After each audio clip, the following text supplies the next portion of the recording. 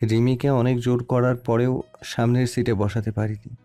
সে পেছনের সিটে বসে ফোনে সাজ্জাদ ভাইয়ের সাথে কথা বলছে। রিমি কী রঙের শাড়ি কিনবে, সাজ্জাদ ভাইকে কেমন পাঞ্জাবি কিনে দেবে, ম্যাচিং যেন হয়, এইসব কথা হচ্ছে দুজনের মধ্যে।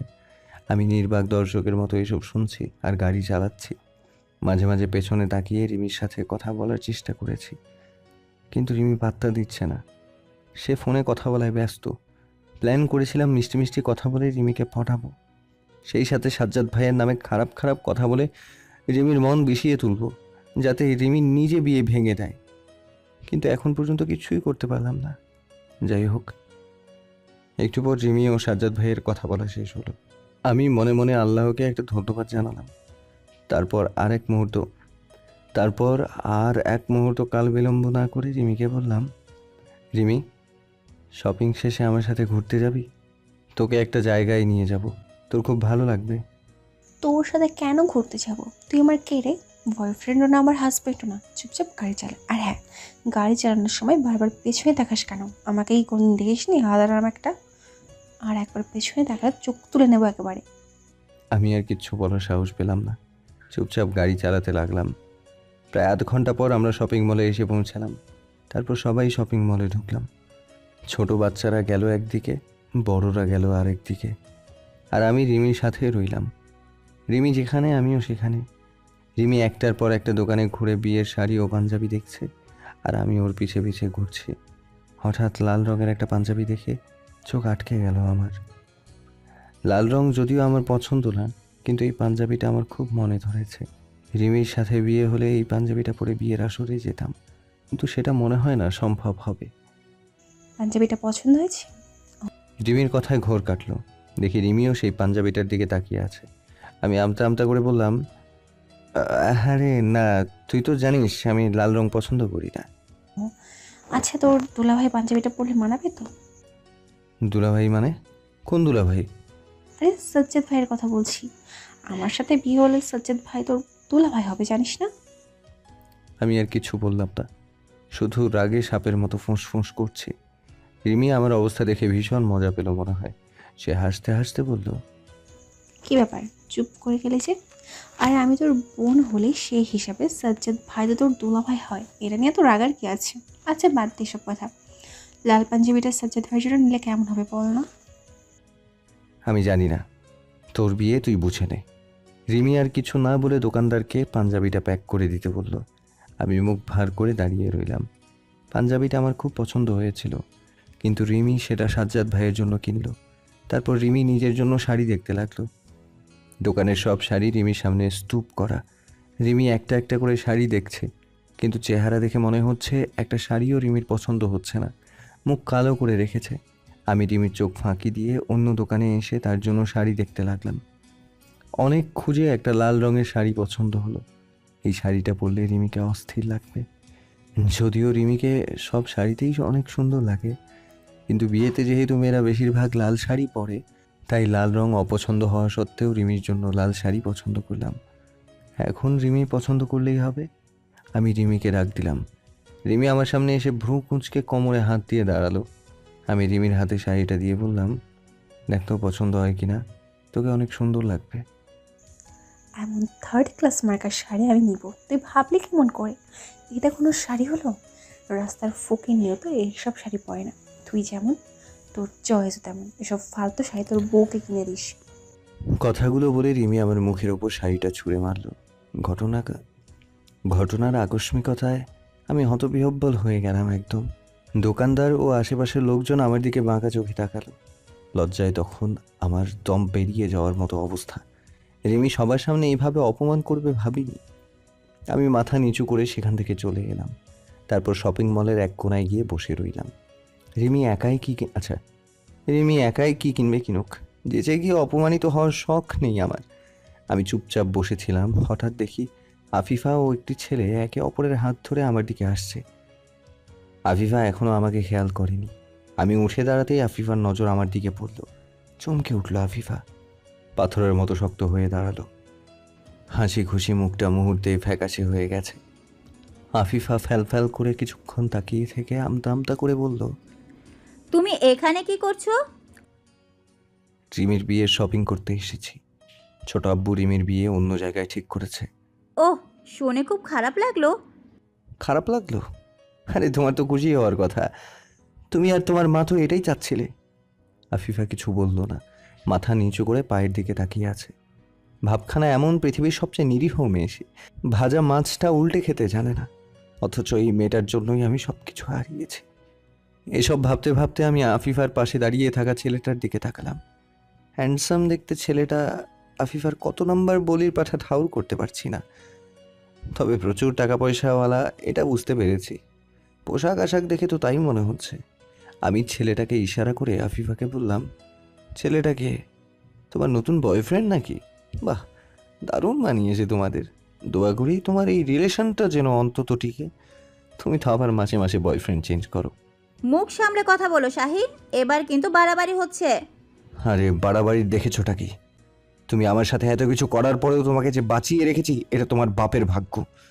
আর এই যে ভাই, একটু সাবধানে থাকবেন। এই মেয়েটা কিন্তু আপনাকে খেয়ে ছেড়ে দেবে। আমার কথা শুনে ছেলেটা কেমন করে যেন তাকালো। হয়তো আমার কথা তার পছন্দ হয়নি। সে রাগী গলায় বলল, আপনার মাথায় সমস্যা আছে নাকি? তখন থেকে যা তা বলে যাচ্ছেন। আফিফা কে ও? আমি চিনি না। আমার মায়ের কেমন যেন ভাগ্নে হয়। আসলে ছোটবেলা থেকে ওর মাথায় সমস্যা। দেখেই বোঝা যাচ্ছে, পাগল কোথাকার। চলো এখান থেকে। ছেলেটা আফিফার হাত ধরে তাকে টানতে টানতে নিয়ে চলে গেল। রিমির জন্য মনটা খারাপ ছিল, কিন্তু ছেলেটার কথা শুনে হাসতে লাগলাম। আমি নাকি পাগল? ওরে বলদ, আফিফা তোর এমন অবস্থা করবে যে তুই আমার চেয়েও বড় পাগল হয়ে যাবি। ওই মেয়েকে যে চেনে না, সে এখনো মায়ের পেটেই আছে। বড্ড ধরিবাজ, বড্ড ধরিবাজ মেয়ে আফিফা। তবে আফিফা তার পাপের শাস্তি পাবেই।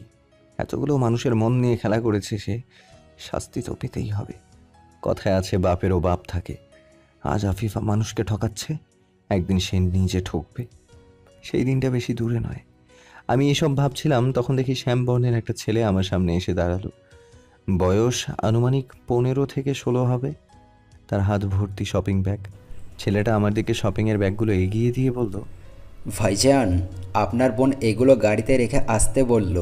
ওনার আরও কিছুক্ষণ দেরি হবে। বুঝতে পারলাম ছেলেটা রিমির কথা বলছে। কিন্তু রিমিকে আমার বোন বলাতে প্রচণ্ড রেগে গেলাম। খ্যাপা স্বরে বললাম, ওই মেয়েটা আমার বউ হয়। কি বলেন? কিন্তু আপামনি যে বলল আপনি ওনার ভাই। তাছাড়া আপনাদের চেহারাতেও অনেক মিল আছে। চেহারায় মিল থাকলেই ভাই বোন হয়ে গেলাম নাকি? বেকুব একটা। কিন্তু আমার তো বিশ্বাস হচ্ছে না আপামনি আপনার বউ হয়। তুই বিশ্বাস করলেই কি আর না করলেই কি, আমার কিছু যায় আসে না। দূর হ চোখের সামনে থেকে। আপনি যাই বলেন, আপামনি আপনার বোনই হয়। তুই এখান থেকে যাবি নাকি চল লাগাবো, গাধা কোথাকার? ছেলেটা মুখ ভেটকে চলে গেল, যেন আমাকে সে কিছুই মনে করে না। আমি রাগে ফুঁসতে ফুঁসতে শপিং ব্যাগগুলো নিয়ে চলে এলাম। জিমির ওপর প্রচণ্ড রাগ উঠেছে। মেয়েটা এসব কী শুরু করেছে? যখন ভাই ছিলাম তখন সারা দুনিয়ার মানুষকে বলে বেড়াতো আমি তার স্বামী, আর এখন যখন রিমিকে বিয়ে করেছি তখন আমাকে ভাই বানাচ্ছে। বুঝতে পারছি না রিমি আমাকে আর কত অপমান করবে। আমি শপিং ব্যাগগুলো গাড়িতে রেখে চুপচাপ বসে রইলাম। রিমির কাছে যাওয়ার ইচ্ছে হলো না, ওর কাছে গেলে আবার অপমান করবে। তার চেয়ে বরং এখানে বসে অপেক্ষা করি। 1 ঘন্টা পরেও রিমির আসার কোনো নামগন্ধ নেই। বসে থাকতে থাকতে চোখে ঘুম চলে এসেছে। গাড়িতে বসে ঝিমুচ্ছি। একটু পর দেখি মামা মামি সহ সবাই আমার গাড়িতে উঠে বসেছে। আমি তাদের বাধা দিয়ে বললাম, আরে কি করছো তোমরা? এই গাড়িতে আমি আর রিমি যাব, তোমরা অন্য গাড়িতে যাও। রিমি তো অনেক আগেই চলে গেছে। আমার মুখটা চুপসে গেল। রিমি তাহলে চলে গেছে? মেয়েটা এভাবে আমাকে বোকা বানালো। খুব খারাপ লাগছে আমার। আমি যতই বিয়েটা ভাঙার চেষ্টা করি, রিমি কিভাবে কিভাবে যেন সব ভেস্তে দেয়। আমার মাঝে মনে হয় রিমি কোনো ম্যাজিক ট্যাজিক জানে, না হলে সব কিছু এমন পারফেক্টভাবে করে কিভাবে। রিমি মনে বুঝতে পেরেছিল যাওয়ার পথে ওকে জোর করে ঘুরতে নিয়ে যাব, তাই আগেই চলে গেছে। আমি এসব ভাবতে ভাবতে বাড়ির উদ্দেশ্যে রওনা দিলাম। বাড়ি এসে ফ্রেশ হওয়ার জন্য বাথরুমে গেলাম। খুব ক্লান্ত লাগছে, ক্ষুধাও লেগেছে খুব। সেই সকালে হালকা খেয়েছি, এখন প্রায় বিকেল হয়ে এলো, পেটে কিছু পড়েনি। আমি তাড়াতাড়ি গোসল সেরে বাইরে আসতেই চমকে উঠলাম। রিমি আমার ঘরে বিছানার উপর বসে আছে। আমার পরনে তখন শুধু তোয়ালে পেঁচানো। রিমি আমার দিকে ড্যাব ড্যাব করে তাকিয়ে আছে। আমার খুব লজ্জা লাগলো, কিন্তু রিমি হঠাৎ করে আমার ঘরে কেন এসেছে বুঝতে পারছি না। তবে নতুন করে খারাপ কিছু করার পূর্বাভাস পাচ্ছি। আমি এসব ভাবছিলাম তখন রিমি ঝাঁঝালো গলায় বলল, তাড়াতাড়ি কাপড় পর গাধা, তোর আমার কঙ্কাল বডি দেখার শখ নেই আমার। রিমির কথা শুনে ভ্রু কুঁচকে শরীরের দিকে একবার তাকালাম। কোন দিক দিয়ে আমার বডি কঙ্কালের মতো লাগছে বুঝতে পারছি না, অথচ আমার এই কঙ্কাল বডির দিকে রিমি আগে হাঁ করে তাকিয়ে থাকতো। গোসল করার সময় লুকিয়ে লুকিয়ে আমাকে দেখতো, আর আজ আমার বডি নিয়ে ঠাট্টা করছে। আমি রিমিকে কিছু বলতে চেয়েও বললাম না। চুপচাপ কাপড় চোপড় পরে রিমির সামনে এসে দাঁড়ালাম। রিমি আমার দিকে একটা শপিং ব্যাগ বাড়িয়ে দিয়ে বলল, আমার বিয়েতে এটা পরিস, তোর ফেভারিট কালারের পাঞ্জাবি কিনেছি। শপিং ব্যাগের ভেতরে কালো রঙের একটা পাঞ্জাবি দেখতে পেলাম, খুব সুন্দর ডিজাইন করা। সত্যি বলতে পাঞ্জাবিটাকে এই মুহূর্তে কাফনের কাপড়ের চেয়েও ভয়ঙ্কর মনে হচ্ছে। আমি পাঞ্জাবিটা দূরে ছুঁড়ে দিয়ে রাগী গলায় বললাম, তুই এখান থেকে যা, আমার পাঞ্জাবি লাগবে না। কেন, পাঞ্জাবি পছন্দ হয়নি? তুই তো পাঞ্জাবি দিতে আসিসনি, তুই এসেছিস আমার কাটা খায় নুনের ছিটা দিতে। আমি বুঝি না ভেবেছিস? তুই আসলে একটু বেশিই বুঝিস। তোর কালো রং পছন্দ তাই পাঞ্জাবিটা কিনেছি, এটা নিয়ে তো রাগার কি আছে? আমি কেন রাগ করছি তুই জানিস না? না তো, তুই কেন রাগ করছিস? আমার সামনে থেকে যা তো, মাথা গরম হয়ে গেলে উল্টাপাল্টা কিছু করে ফেলবো। মোর মধ্যে আমার জানা আছে, কথায় আছে না, ফাঁকা কলসি বাজে বেশি, তুই হচ্ছিস তেমন, মুখেই খালি ফটর ফটর। কথাগুলো বলে রিমি চলে গেল। আমি চুপচাপ ওর কথাগুলো হজম করলাম। কেন জানি প্রতিবাদ করার ইচ্ছে হলো না। তবে রিমির ওপর প্রচণ্ড রাগ হলো। মেয়েটা আমাকে কষ্ট দিতে দিতে শেষ করে দিচ্ছে, তবু আমার প্রতি তার একটুও মায়া হচ্ছে না। যাই হোক, 10 মিনিট পর রিমি আবার ঘরে এলো। এবার হাতে করে অনেকগুলো বিয়ের কার্ড এনেছে। আমি উৎসুক দৃষ্টিতে রিমির দিকে চেয়ে আছি। সে এবার কি করে সেটাই দেখার পালা। রিমি কার্ডগুলো টেবিলের উপর রেখে হাসি মুখে বলল, তোর বন্ধু বান্ধবদের কার্ডগুলো দিস, সবাই যেন আমার বিয়েতে অবশ্যই আসে। আর হ্যাঁ, তোর খালামণিকে কার্ড দেওয়া হয়নি, তাকেও দিয়ে আসিস। আমি কিছু বললাম না, এক দৃষ্টিতে রিমির পানে চেয়ে রইলাম। তারপর আচমকা রিমিকে হ্যাঁচকা টান দিয়ে আমার কাছে নিয়ে এলাম। রিমি হুমড়ি খেয়ে আমার বুকের উপর এসে পড়ল। আমি রিমিকে শক্ত করে বুকের মাঝে চেপে ধরে বললাম, আমার মতো তোকে কেউ ভালোবাসতে পারবে না রিমি, প্লিজ আমাকে একটা সুযোগ দে, আমি তোকে মাথায় করে রাখবো। রিমি আমাকে ধাক্কা দিয়ে সরিয়ে দিল। চর মারার জন্য হাত উঠালেও কেন জানি মারল না। আমি কান্না মাখা গলায় বললাম, থামলি কেন, মার না চর। আজকাল তোর হাতের চর না খেলে ভালো লাগে না, অন্তত তোর হাতের ছোঁয়াটা পাওয়া যায়। তোর মতো কুকুরকে মেরে তো লাভ নেই, তুই জীবনেও শোধরাবি না। কোন শেষে আমাকে টাচ করলি? হ্যাঁ, তোকে না বলেছি আমাকে টাচ করবি না? তোর ছোঁয়া আমার কাছে বিষের মতো লাগে। আমি কি তোর চোখে এখন এতটাই খারাপ হয়ে গেছি? হ্যাঁ, আমার দেখা সবচেয়ে খারাপ ও জঘন্য মানুষ হচ্ছিস তুই। তাহলে আমাকে মেরে ফেলছিস না কেন? তোর চোখে খারাপ হয়ে বেঁচে থাকার চেয়ে মরে যাওয়া অনেক ভালো। তাহলে মরে যা না, কে তোকে বাধা দিচ্ছে? তুই মরলে সবাই খুশি হবে, বিশেষ করে আমি। আমি মরে গেলে তুই খুশি হবি? শুধু খুশি না, অনেক খুশি হব। আমার জীবন থেকে সব আপদ বিদায় হবে। সব সমস্যা তো তোকে নিয়ে, শুধুমাত্র তোর জন্য সাজ্জাদ ভাইয়াও আমাকে বিয়ে হচ্ছে। তুই না থাকলে এতদিন আমরা সুখে সংসার করতে পারতাম। রিমির কথা শুনে চোখের পানি আর আটকাতে পারলাম না, না চাইতেও ফুফিয়ে ফুফিয়ে কাঁদতে লাগলাম। রিমি আমার কান্না দেখে বাধা দেওয়ার বিন্দুমাত্র চেষ্টা করলো না। আগে আমি কাঁদলে রিমি এসে আমাকে বাধা দিত, করুণ গলায় বলতো, তোর কান্না আমার সহ্য হয় না, একদম কাঁদবি না। কিন্তু আজ আমার কান্না ও কষ্ট দেখে রিমি খুশি হচ্ছে।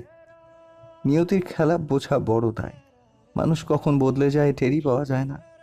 আমি চোখের পানি মুছে হাসি মুখে বললাম, আমাকে ক্ষমা করে দে রিমি, আমার জন্য তোর জীবনে অনেক সমস্যার সৃষ্টি হয়েছে, সব কিছুর জন্য তোর কাছে ক্ষমা চাচ্ছি, পারলে ক্ষমা করে দিস। আর হ্যাঁ, তোর বিয়েতে কোনো ব্যাঘাত ঘটাবো না, তুই চাইলে কালকেই সাজ্জাদ ভাইকে বিয়ে করতে পারিস, কোনো সমস্যা হবে না। আর দোয়া করি তোরা দুজন সুখী হ। আমার কথার উত্তরে রিমি কিছু বলতো না, একটু চুপ থেকে চলে যেতে লাগলো। আমি রিমিকে আবার ডাক দিলাম। রিমি পিছন ফিরে তাকালো, করুণ স্বরে বললাম, ভালোবাসায় এত কষ্ট কেন বলতে পারিস? আমার ভালোবাসা তো মিথ্যে ছিল না, তবুও কেন তোকে পেলাম না? কাউকে ভালোবাসলে না আগলে রাখতে হয়, সম্মান করতে হয়। তুই সেটা পারিস নি, বিনিময়ে এখন কষ্ট পাচ্ছিস।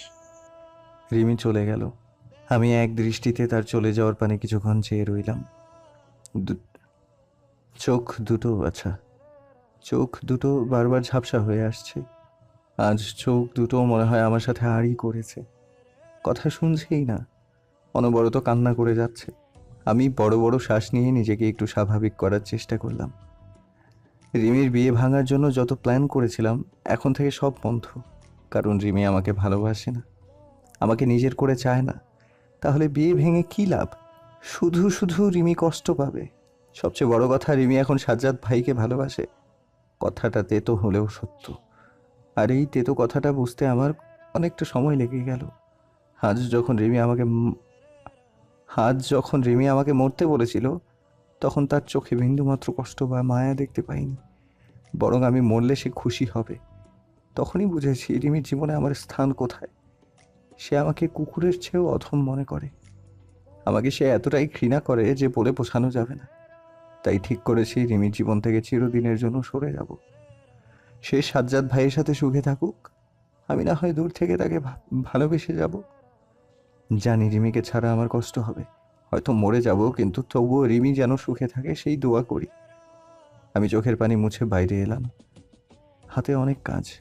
রিমি ও সাজ্জাদ ভাইয়ের বিয়েটা ভালোভাবে দিতে হবে। চাই না বিয়েতে কোনো গন্ডগোল হোক। বিয়ের গেট সাজানো এখনো বাকি। বন্ধুরা কাজ ফেলে শরীরে হাওয়া লাগিয়ে ঘুরে বেড়াচ্ছে। আমি তাদের ডাক দিলাম। সবাই একজোট হয়ে সামনে এসে দাঁড়ালো। আমি ধমক দিয়ে বললাম, কাজ ফেলে ঘুরে বেড়াচ্ছিস কেন? যা ফুল নিয়ে আয়, গেট সাজাতে হবে। কি বললি? তুই গেট সাজাবি নাকি? হ্যাঁ, তাড়াতাড়ি হাত চালা। আরে তুই তো রিমির বিয়ে ভাঙতে চাস, তাহলে হঠাৎ গেট সাজাতে চাইছিস কেন? তোর মতলবটা কি বলতো? কিছুই না, রিমির বিয়ে আর ভাঙবো না। আমি চাই সাজ্জাদ ভাই ও রিমির বিয়েটা হোক। কিন্তু কেন? তুই না রিমিকে ভালোবাসিস? আমি ভালোবাসি, কিন্তু রিমি তো আমাকে ভালোবাসে না। তাই অনেক ভেবে দেখলাম রিমির জীবন থেকে সরে যাওয়াটাই ভালো। জোর করে তো আর ভালোবাসা হয় না। রিমি যদি সাজ্জাদ ভাইকে নিয়ে সুখে থাকে, তাহলে আমি বাধা দেওয়ার কে? বন্ধুরা কিচ্ছু বলল না। গেট সাজানোর জিনিসপত্র বন্দোবস্ত করতে গেল। আমি রিমির বিয়ে ভাঙবো না শুনে তারা খুশি হয়েছে না দুঃখ পেয়েছে ঠিক বুঝলাম না। যাই হোক, আমিও বন্ধুরা মিলে গেট সাজানো শুরু করলাম। সাজানো শেষ হতে হতে প্রায় রাত হয়ে গেল। সবাই আমাদের কাজের খুব প্রশংসা করেছে। এমন সময় রিমি এসে হাজির। ভাবলাম বাকিদের মতো রিমিও আমার কাজের প্রশংসা করবে, কিন্তু আমাকে অবাক করে দিয়ে রিমি বলল, তোর দ্বারা একটা কাজও ঠিকঠাক হয় না। আমার বিয়েতে এমন যাত্রাপালার মতো গেট সাজেছিস কেন? কি বলিস? গেট সাজানো তো ঠিকই আছে, সবার পছন্দ হয়েছে। বিয়েটা যেহেতু আমার, তাই আমার পছন্দ হওয়াটা বেশি জরুরি। গেট সাজানো একদম ফালতু হয়েছে, আমার পছন্দ হয়নি। আচ্ছা, তাহলে এটা ভেঙে তোর পছন্দ মতো বানাই। থাক, ভাঙতে হবে না। কষ্ট করে যখন বানিয়েছিস। আর এনে টাকা। কিসের টাকা? তোর কাজের দাম। আরে টাকা লাগবে না, আমি তোর পর না যে টাকা দিতে হবে। তাই নাকি? তা তুই আমার কবে আপন ছিলি শুনি? শোন, তুই সারা জীবন আমার পর ছিলে এবং পর হয়েই থাকবি। কোনোদিন না আপন হতে পারবি না। এখন টাকাগুলো নে তো, তোর দয়া আমার লাগবে না। দয়া? কিসের দয়া? আমি দয়া করে গেট সাজাইনি, তোকে ভালোবেসে কাজটা করেছি। তোর ওই সস্তা ভালোবাসা আমি আমার পায়ের তলায় রাখি। তারপর রিমি আমার হাতে টাকাগুলো বুঝিয়ে দিয়ে চলে গেল। আমি আর কিছু বলার সুযোগ পেলাম না। টাকাগুলো বন্ধুদের দিয়ে মন খারাপ করে চেয়ারে এসে বসলাম। নিজেকে খুব ছোট মনে হচ্ছে। রিমি সবার সামনে এভাবে না বললেও পারত। আমি চেয়ারে বসে এসব ভাবছি আর গেটের দিকে চেয়ে আছি। গেটের উপরে বড় বড় করে লেখা রিমি ওয়েটস সাজ্জাদ। লেখাটা আমি লিখেছি। মরিচ বাতির আলোতে দূর থেকেও লেখাটা ঝলমল করছে। সত্যি বলতে লেখার সময় আমার কলিজাটা ফেটে যাচ্ছিল। এমন মনে হচ্ছিল নিজের রক্ত দিয়ে লিখছি। আবার চোখ দুটো আবার ঝাপসা হয়ে এলো। সেই সাথে খুব অস্থির লাগছে, দম বন্ধ হয়ে আসছে। বিয়ে বাড়ির এত এত আনন্দ আমার সহ্য হচ্ছে না। আমি সেখানে আর বেশিক্ষণ থাকতে পারলাম না। চোখের পানি মুছে ঘরে চলে এলাম। তারপর চিৎকার করে কাঁদতে লাগলাম। আমার কান্নার আওয়াজ বাইরের কারো কানে গেল না। সবাই বিয়ের আনন্দে মেতে আছে, শুধু আমি চোখের পানি ঝরাচ্ছি। হয়তো বাকি জীবনটাও এইভাবে চোখের পানি ঝরাতে হবে। দেখতে দেখতে 5 দিন কেটে গেল। আজ রিমির হলুদ সন্ধ্যা এবং কালকে বিয়ে। বিয়ের সব কাজ শেষ, এখন শুধু কনে সেজে রিমির কবুল বলাটাই বাকি আছে। খুব তাড়াতাড়ি সেটাও হয়ে যাবে, আর সেদিনই হয়তো আমার জীবনের শেষ দিন হবে। গত 5 দিনে আমি রিমির বিয়ে ভাঙার বিন্দুমাত্র চেষ্টা করিনি, বরং বিয়েটা যেন সুস্পষ্টভাবে হয় সেই চেষ্টাই করেছি। কারণ এই 5 দিনে আমি খুব ভালোভাবে বুঝতে পেরেছি রিমি আমাকে কতটা ঘৃণা করে এবং সাজ্জাদ ভাইকে কতটা ভালোবাসে। এটাও বুঝেছি আমি রিমির জীবনে একটা কাঁটাওয়ালা গাছ ছাড়া কিছু না, যেটা সে উপড়ে ফেলতে চায়। তাই ঠিক করেছি যে কোনো শর্তেই রিমি ও সাজ্জাদ ভাইয়ের বিয়েটা দিব, এতে আমার যত কষ্টই হোক না কেন। এজন্য আমার সব বন্ধু ও ছোট ভাইদের বিয়ে কাজে লাগিয়ে দিয়েছি। তারা সবাই বিয়ে বাড়িতে আসা মানুষদের খাতিরদারি করছে। বাকি রইল আমার কথা। আমার কথা আর কি বলবো, আমি বেঁচে থেকেও মরে গেছি। মানুষের সামনে ভালো থাকার অভিনয় করি, কিন্তু ভেতরে ভেতরে জ্বলে পুড়ে নিঃশেষ হয়ে যাচ্ছি। না পারছি কাউকে বলতে, না পারছি সইতে। অসহনীয় এক কষ্ট, যা ভাষায় প্রকাশ করা যাবে না। সত্যি বলতে এই 5 দিন আমি যথাসম্ভব নিজেকে লুকিয়ে রাখার চেষ্টা করেছি। প্রয়োজন ছাড়া কারোর সাথে কথা বলা বা মিশিনি, যাতে কেউ আমার কষ্টগুলো বুঝতে না পারে। কিন্তু এত চেষ্টা করার পরও কষ্টগুলো আড়াল করতে পারিনি। মা আমার কষ্টগুলো ধরে ফেলে, লুকিয়ে লুকিয়ে কাঁদে। আজকাল আয়নায় নিজের চেহারা দেখলেই নিজেই চমকে উঠি। কি হাল হয়েছে চেহারার!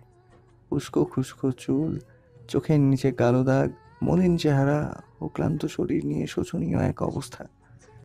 রাতের পর রাত ঘুমাতে পারি না। যেদিন থেকে রিমি আমার জীবন থেকে চলে গেছে, ঘুম কি জিনিস চোখ সেটা ভুলে গেছে। আমি শেষ কবে শান্তিমতো ঘুমিয়েছি মনে পড়ে না। মোট কথা, এই কদিনে আমার এমন অবস্থা হয়েছে যে বলার মতো না।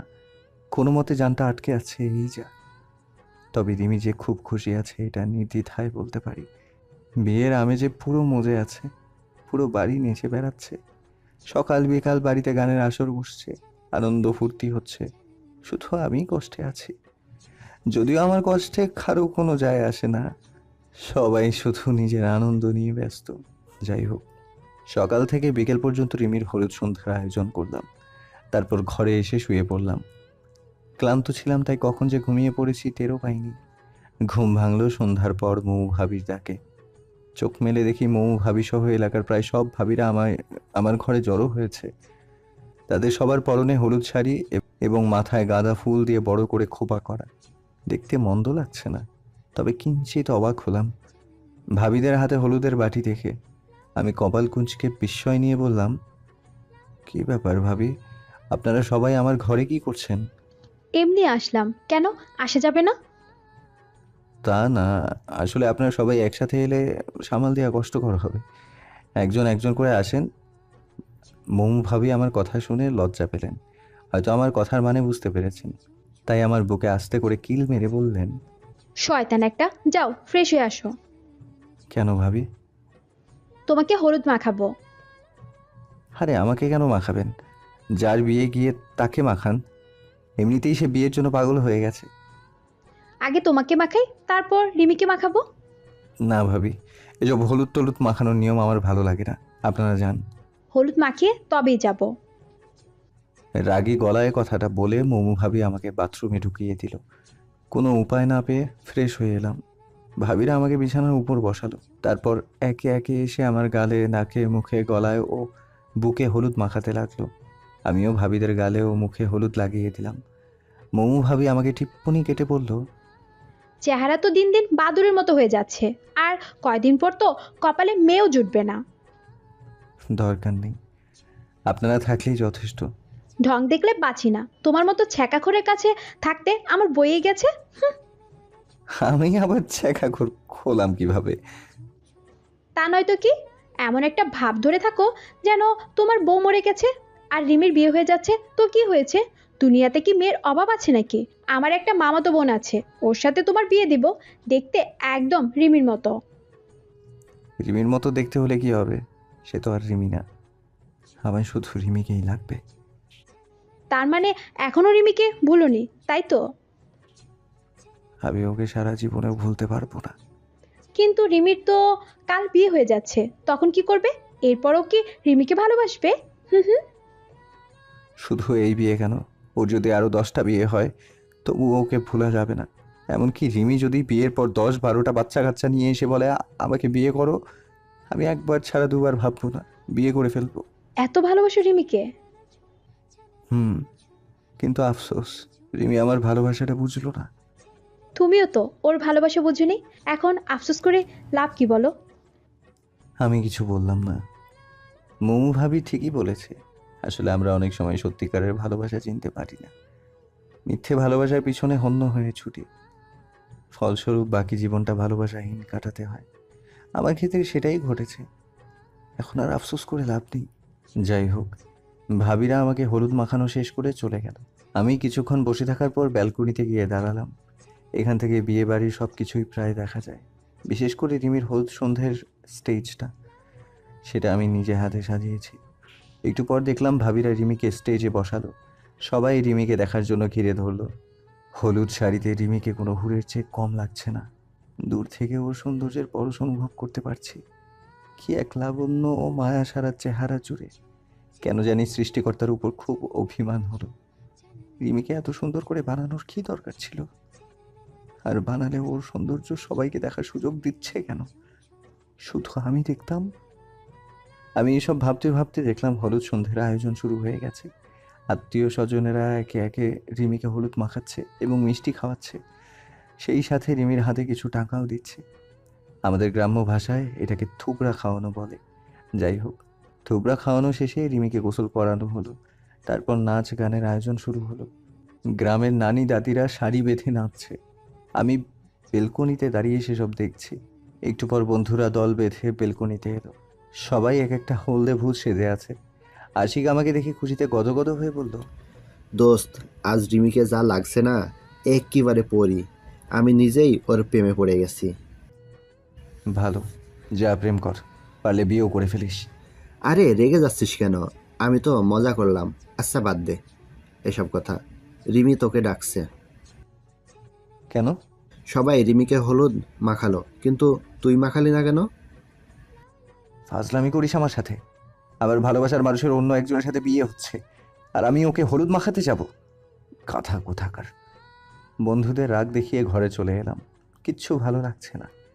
বুকের ভেতর ঝড় বয়ে চলছে। রিমি কাল অন্যের হয়ে যাবে ভেবে আমার আত্মা শুকিয়ে যাচ্ছে। মস্তিষ্ক কাজ করা বন্ধ করে দিয়েছে। সারা রাত যে আমি কিভাবে কাটালাম সেটা শুধু আমিই জানি। 1 সেকেন্ডের জন্য চোখের পাতা এক করতে পারিনি।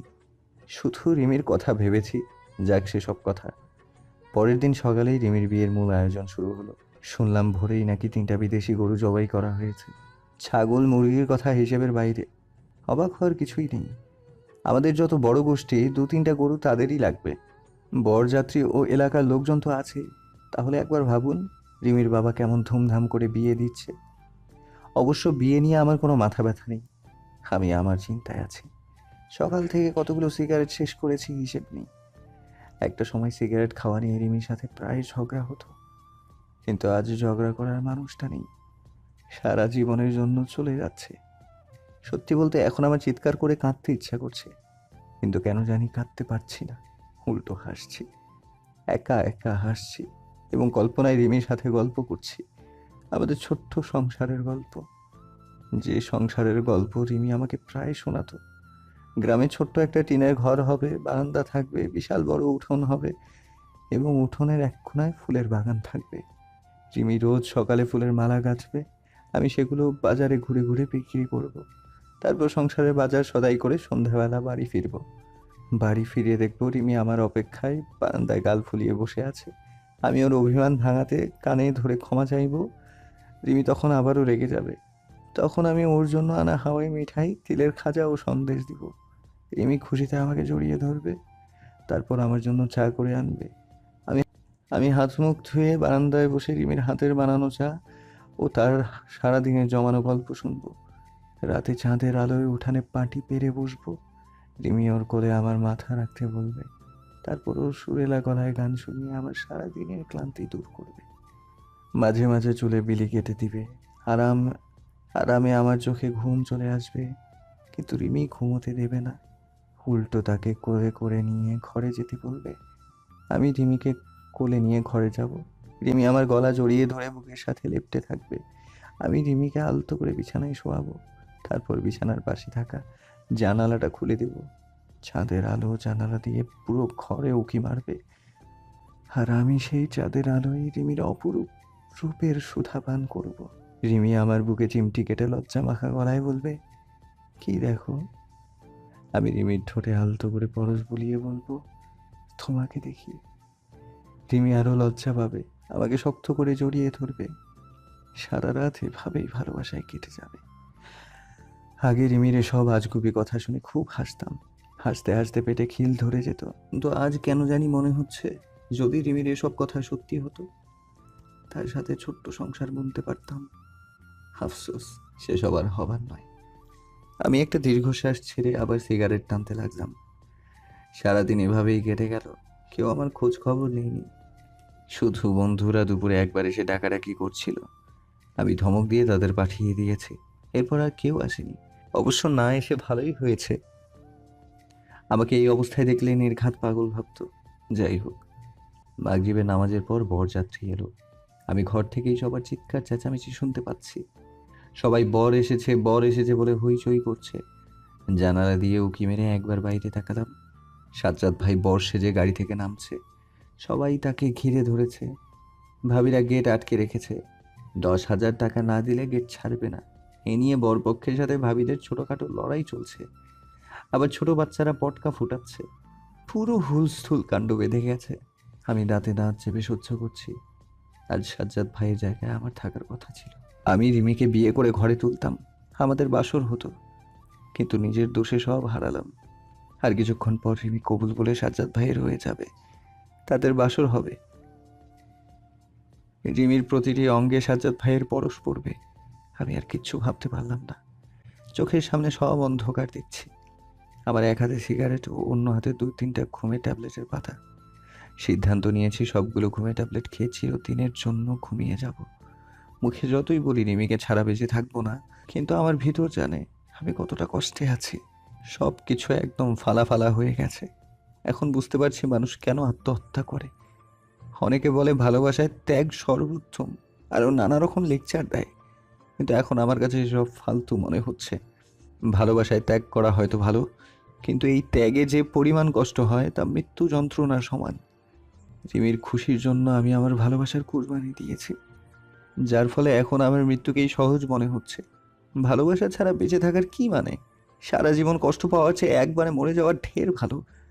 তাছাড়া আমি মরলে সবারই ভালো হবে, ঝামেলা কমে যাবে।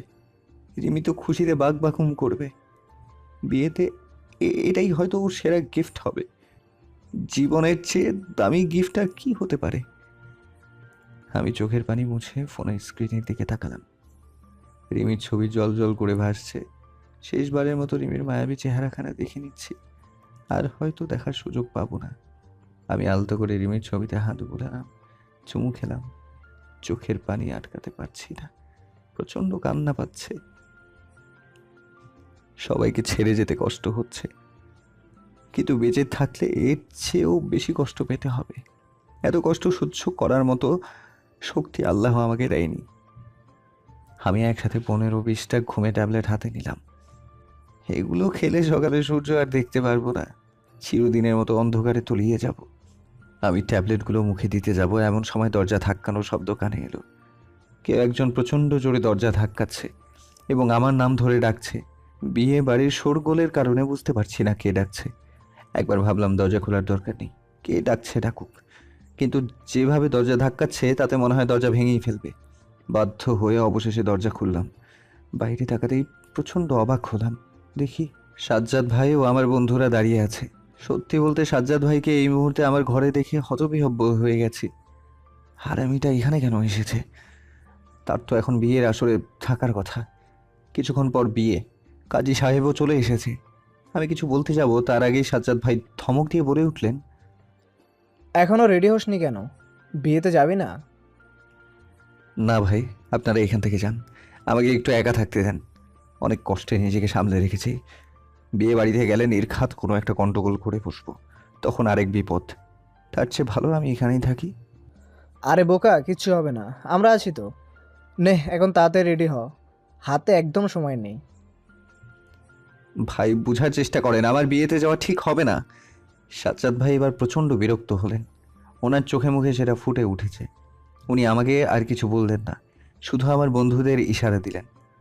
ব্যাস, সাথে সাথে বন্ধুরা আমাকে চ্যাংদোলা করে বাথরুমে নিয়ে গেল। তারপর আমার মাথায় পানি ঢালতে লাগলো। আমি অবাক হয়ে বললাম, আরে আরে কি করছিস, মাথায় পানি ঢালছিস কেন? গোসল করাচ্ছি, রেডি হতে হবে তো। আরে গাধার দল, আমি কি ছোট বাচ্চা নাকি যে ধরে বেঁধে গোসল করাতে হবে? বললেই তো হয়। যা তোরা, আমি গোসল করে আসছি। আমার কথা মতো বন্ধুরা বাথরুম থেকে বেরিয়ে গেল।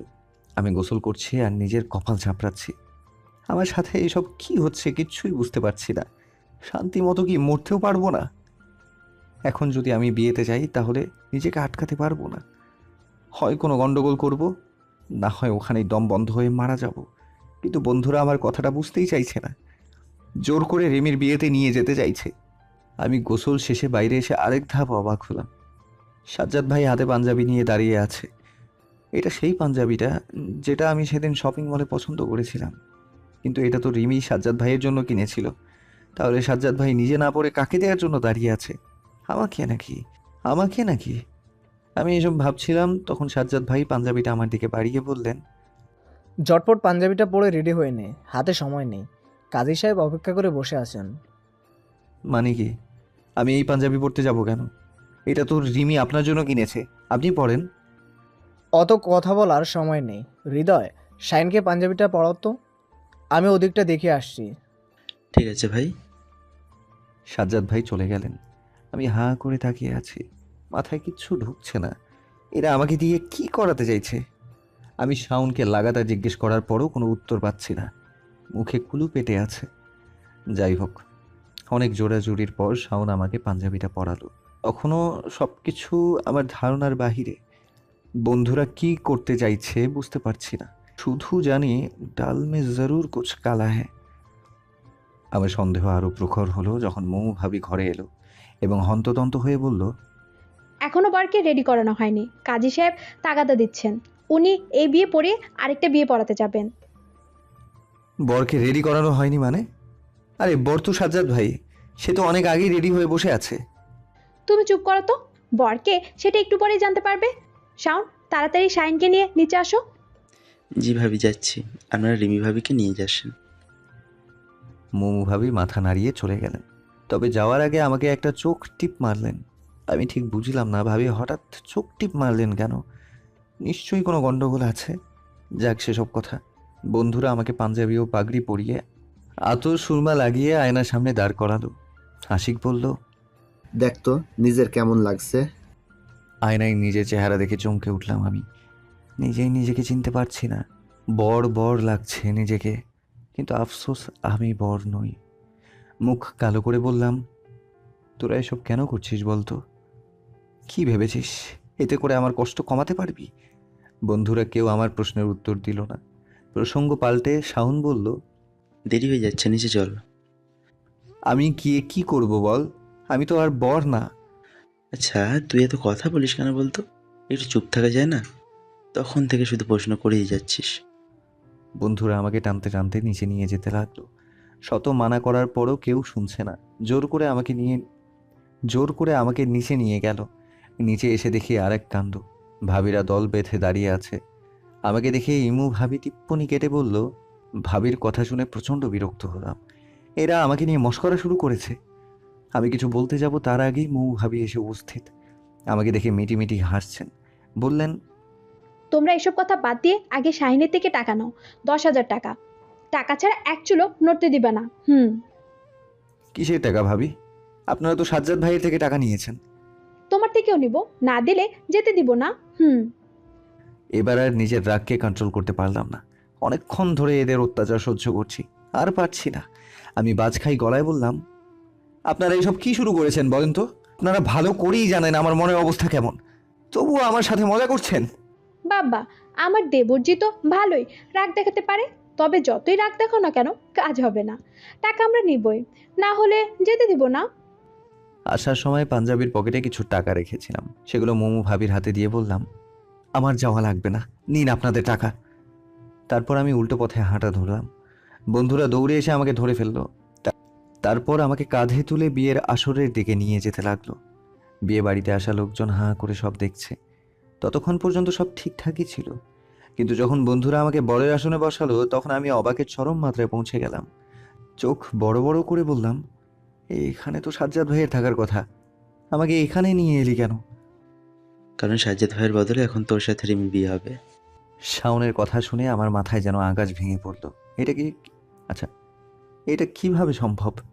রিমি তো সাজ্জাদ ভাইকে ভালোবাসে এবং তাকে বিয়ে করার জন্য কত কিছু করলো, আর এখন কিনা আমাকে বিয়ে করতে চাইছে। সব কিছু কেমন যেন ঘোলাটে হয়ে যাচ্ছে, কিছুই মাথায় ঢুকছে না। রিমি হঠাৎ আমাকে বিয়ে করতে চাইছে কেন? সে তো আমাকে ঘৃণা করে। আমি এসব ভাবতে ভাবতে দেখি ভাবিরা রিমিকে নিয়ে আসছে। আমি রিমিকে দেখে প্রচণ্ড অবাক হলাম, কারণ